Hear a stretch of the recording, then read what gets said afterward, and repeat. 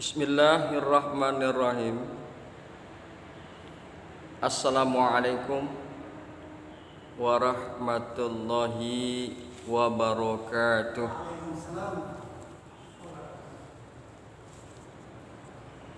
Hari ini pembahasan kita masalah fikih, yaitu masalah al-hajru. Al-hajru ini kalau kita lihat di dalam kata-kata hukum, yaitu masalah pengampuan. Masalah pengampuan. Larangan membelanjakan harta.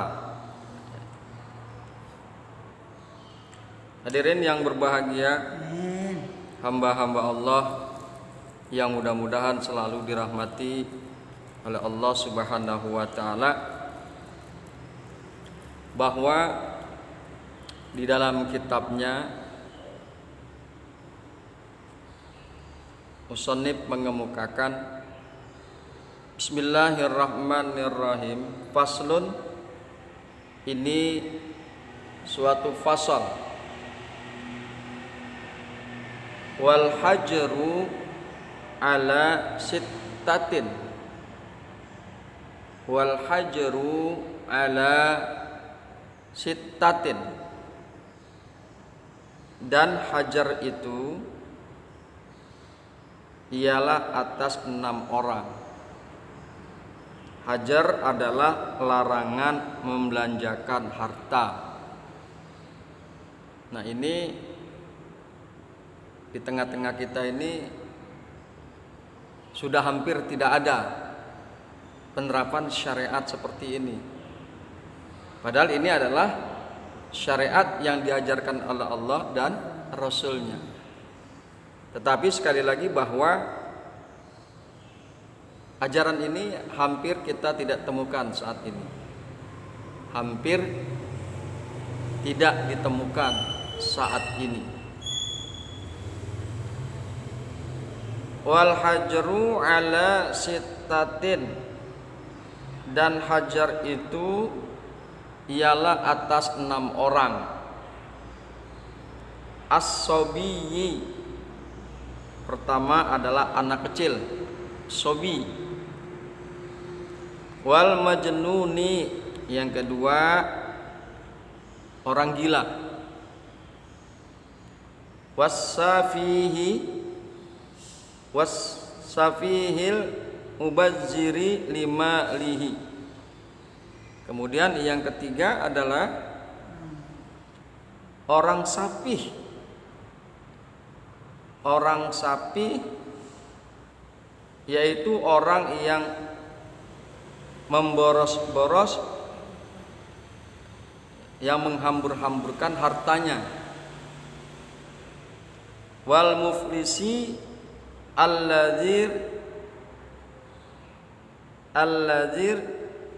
takabathu duyun. Kemudian yang keempat orang muflis, yaitu orang yang bertumpuk-tumpuk hutangnya, orang yang kelilit hutang.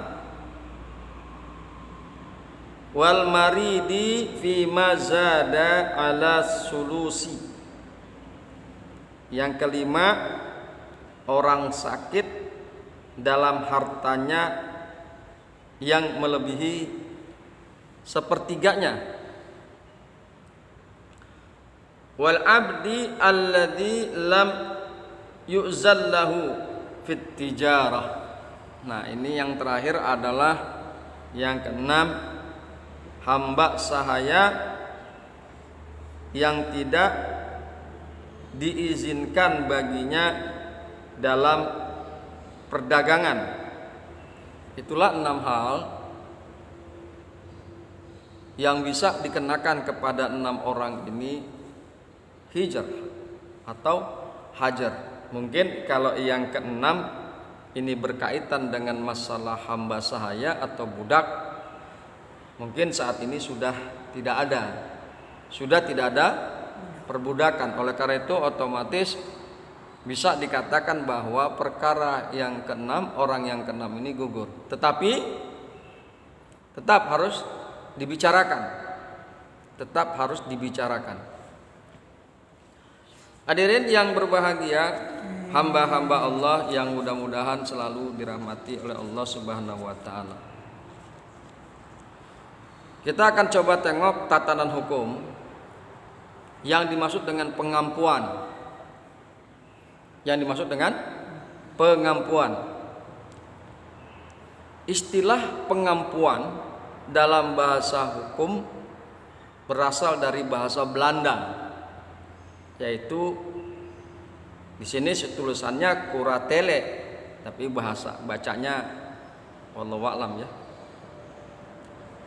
Adalah keadaan di mana seseorang karena sifat-sifat pribadinya dianggap tidak cakap atau tidak pandai untuk bertindak di dalam lalu lintas hukum.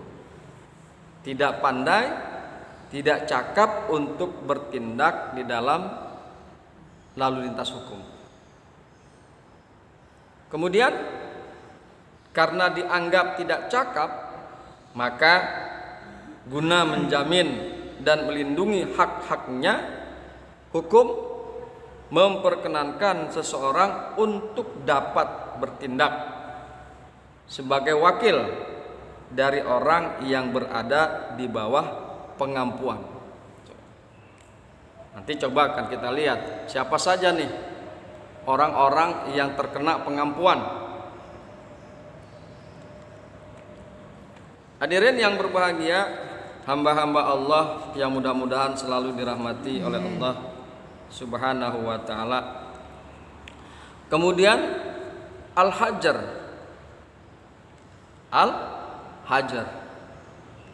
Dalam fikih Islam, pengampuan disebut dengan al-hajar, yang berarti melarang atau mengharamkan untuk melakukan transaksi, dicegah untuk melakukan transaksi. Apakah itu transaksi jual beli, ya, sewa menyewa, atau sebagainya. Intinya bahwa orang tersebut dicegah, dilarang untuk melakukan transaksi.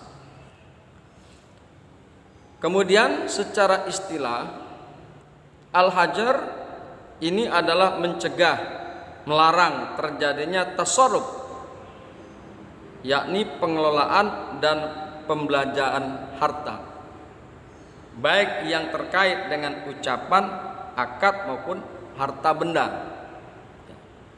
Kemarin kita sudah bahas jual beli, akad jual beli. Jadi orang yang terkena hajar ini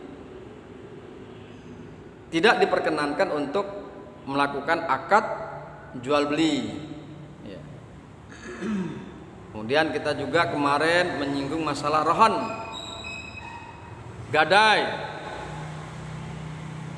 Jadi orang yang terkena hajar ini juga dilarang untuk melakukan akad gadai. Ya. Hadirin yang berbahagia, hamba-hamba Allah yang mudah-mudahan selalu dirahmati oleh Allah Subhanahu wa taala. Kemudian marilah kita akan coba kemukakan dalil. Kita akan coba mengemukakan dalil daripada pembahasan kita pagi hari ini. Bismillahirrahmanirrahim. Faslun, ini satu fasal. Wal hajaru ala sittatin. Pengampuan diperbolehkan atas harta 6 macam orang. Yang pertama, as-sobiyu, anak kecil selama belum baligh, ya. Anak kecil selama belum baligh. Jadi anak kecil ini tidak diperkenankan untuk melakukan tasarruf, maka dia terkena hajar. Tidak diperbolehkan jual beli dan lain sebagainya. Tetapi yang dimaksud di sini adalah bisa dimungkinkan adalah jual beli berskala besar. Kalau jual beli ke warung itu dipersilakan. Misalnya anak kecil itu memang memiliki harta, yatim dia, tetapi dia mendapatkan warisan yang sangat luar biasa besar. Mendapatkan warisan yang sangat luar biasa besar. Misalnya seorang ayah, orang tua meninggal, warisannya 10 triliun katakan. Nah, dia hanya memiliki seorang anak perempuan satu-satunya, tapi masih kecil. Maka dia mendapatkan setengahnya, yaitu 5 triliun. Itu luar biasa. Ya. Untuk mencegah hal-hal yang tidak diinginkan, maka anak kecil ini diperbolehkan pengampuan terhadapnya. Jadi sekali lagi pengampuan di sini adalah untuk mencegah, melarang seorang untuk melaksanakan tasarruf. Adalah untuk kebaikan dirinya. Untuk kebaikan dirinya. Untuk kebaikan anak kecil tersebut masa depannya, sehingga uangnya bisa utuh atau tidak berhambur-hamburan yang tidak jelas. Jadi tugas kita adalah jika ada seseorang di sini di lingkungan kita yang terkena 6 orang ini, salah satunya adalah anak kecil atau bodoh, orang bodoh, tapi dia punya harta, harus kita lindungi hartanya. Jangan sampai diakal-akalin. Ini kejadian pernah ngakal-ngakalin gitu loh. Udah tahu dia bodoh, diakal-akalin. Habis sian. Kasihan. Warisan akhirnya nggak punya karena dibodoh-bodohi sama yang dianggap menjadi walinya. Jangan sampai tuh, ya. Jangan sampai. Makanya sekali lagi kita perlu belajar fikih sehingga kita mengetahui hukum-hukum Islam. Kita mengetahui mana yang baik dan mana yang tidak baik. Kemudian wal majnunu, orang gila. Orang gila. Wasafihul mubazziru limalihi. Yang ketiga, orang bodoh yang menghambur-hamburkan hartanya. Orang bodoh punya harta, katakan buat jajan aja dia sebulan 100 juta habis. Kira-kira gimana tuh? Untuk apa dia menghambur-hamburkan uang pada perkara-perkara yang tidak manfaat untuk dirinya? 1 bulan 100 juta. Boros, sama siapa aja dikasih tuh duit. Setiap ketemu orang dikasih duit, setiap ketemu orang dikasih duit, setiap ketemu orang dikasih duit. Saking bodohnya. Nah, untuk orang yang seperti inilah diperkenankan pengampuan. Ya. Jadi sekali lagi bahwa pengampuan itu adalah dipergunakan untuk kemaslahatan 6 orang tersebut. Salah satunya orang bodoh. Jangan sampai karena kebodohannya dan dia memiliki harta, kemudian dimanfaatkan oleh orang-orang yang tidak bertanggung jawab, sehingga akhirnya dia tidak memiliki harta. Dosa besar itu, ya. Orang yang memakan harta orang lain itu dosa besar. Hadirin yang berbahagia, hamba-hamba Allah yang mudah-mudahan selalu dirahmati oleh Allah Subhanahu wa taala. Untuk perkara anak kecil, orang gila dan orang bodoh itu tertuang di dalam Quran dalilnya. Langsung Allah yang berbicara.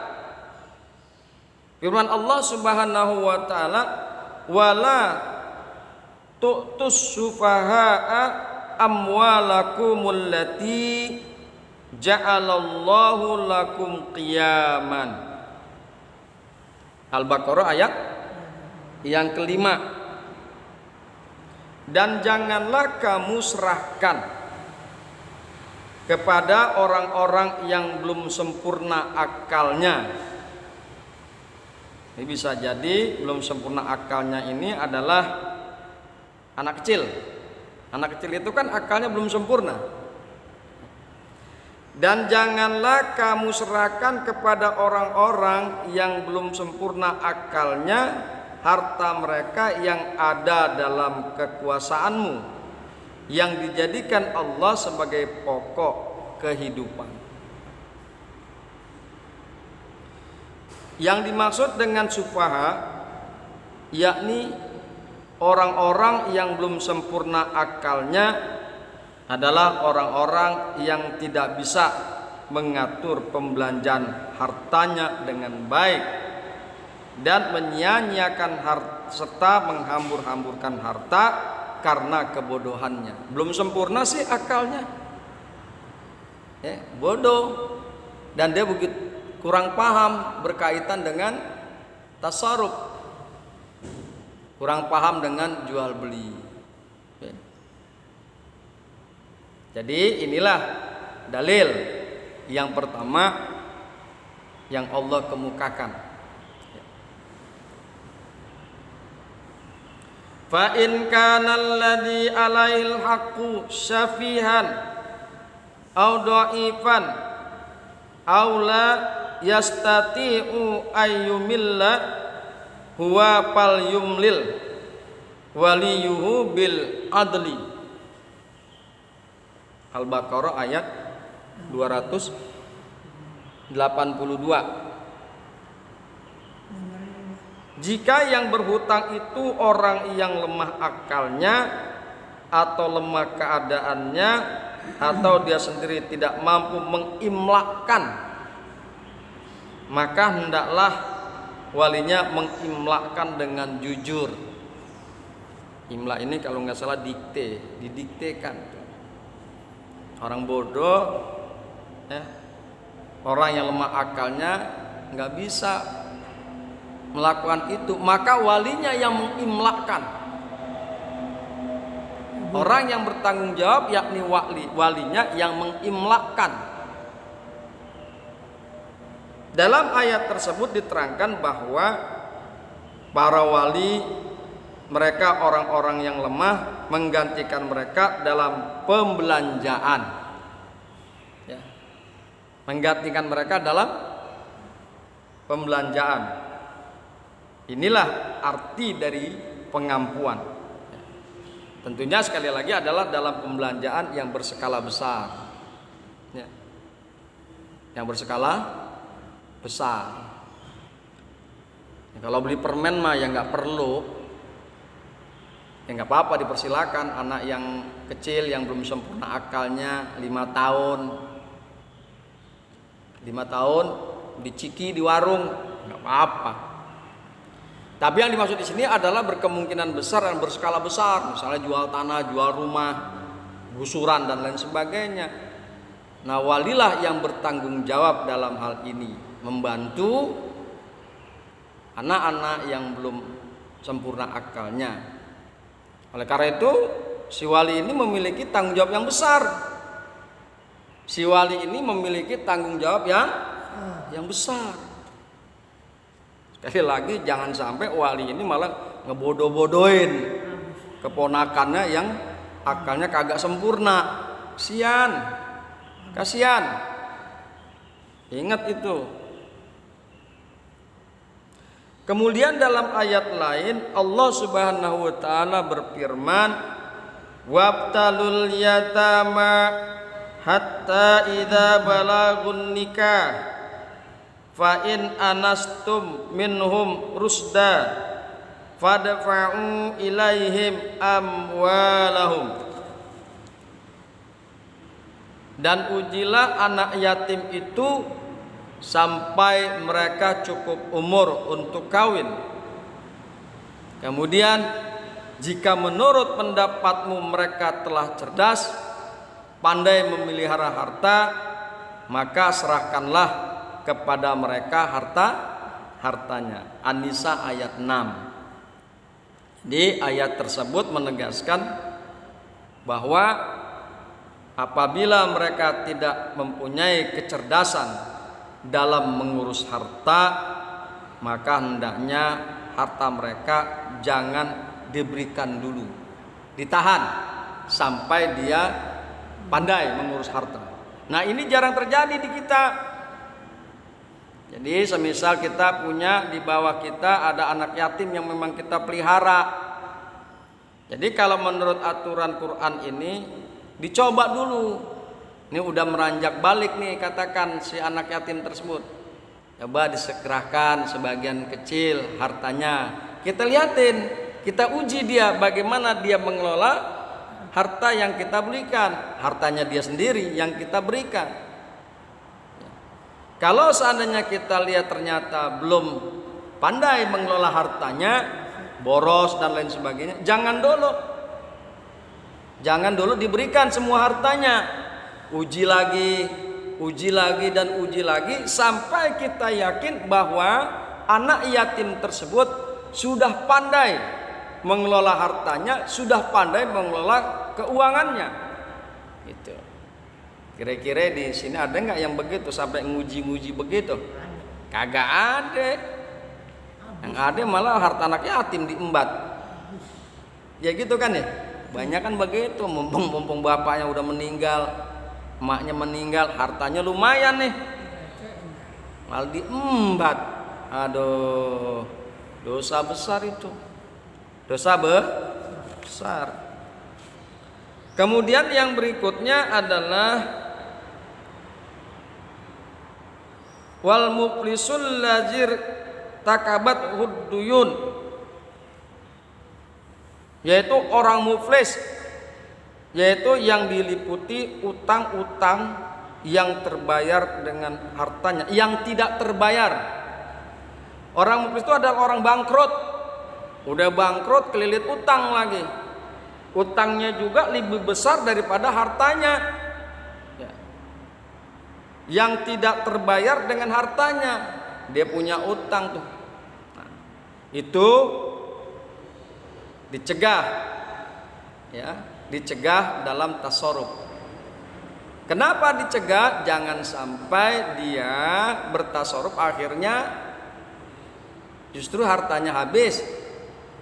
Pencegahan itu adalah dalam rangka untuk membayar hutang-hutang, untuk membayar hutang-hutang.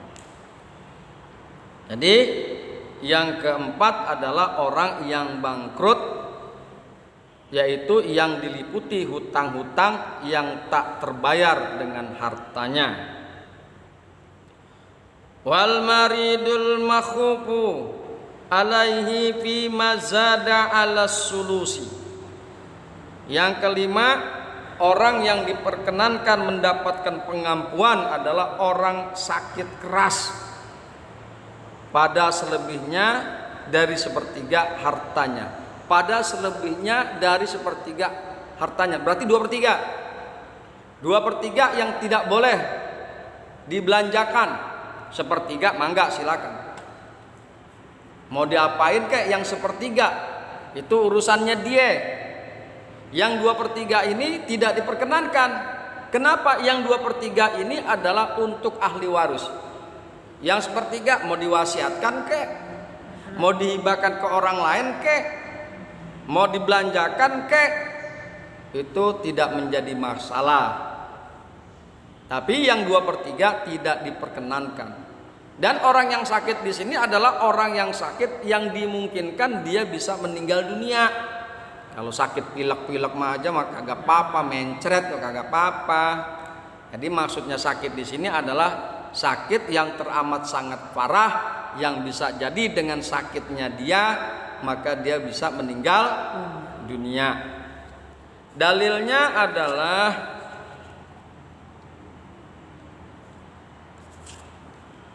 orang yang telah sakit keras dan dikhawatirkan mati. Kemudian ada juga dalil berdasarkan hadis yang diriwayatkan oleh Sa'id dari Sa'id bin Abi Waqqas radhiyallahu anhu. Ia berkata, pada tahun Haji Wada Rasulullah sallallahu alaihi wasallam menjenguk aku yang sedang menderita sakit keras. Lalu aku berkata, saya telah teramat parah, padahal saya mempunyai banyak harta dan tidak ada yang akan mewarisi hartaku kecuali seorang anak perempuan. Adakah saya boleh menyedekahkan 2/3 dari seluruh hartaku?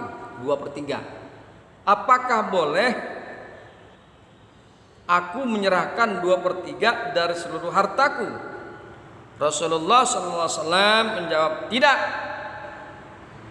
Kalau separuh, kataku tidak boleh. Jawab Kanjeng Nabi Muhammad SAW. Lalu sabdanya, yaitu Kanjeng Nabi Muhammad bersabda,